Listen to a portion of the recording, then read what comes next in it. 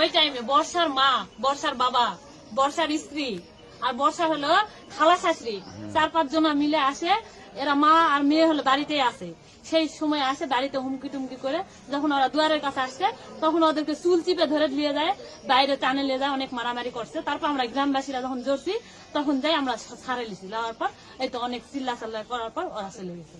এ অব্দি আমরা জানি, কিন্তু রাতের ঘটনা আমরা আর বলতে পারবো না। সন্ধ্যা পর্যন্ত তার কেউ আসেনি ওই দিকে, কিন্তু রাত্রে কি হয়েছে আর জানি না। এই তো রাত 4টার দিকে খবর পাইছি যে মেয়ে হলো মারা গেছে গলায় দড়ি দিয়ে। সেটা প্রথম খবর আর মাই দিল।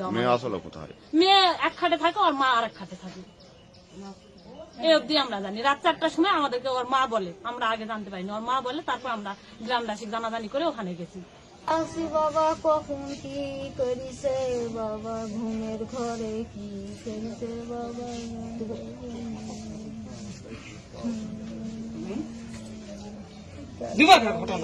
দুপুরে আসে মাও বেটা সবগুলো আসে আমাদেরকে, মাও বেটি লাঠি দিয়ে মারে ধুয়ে গেছে বাবা।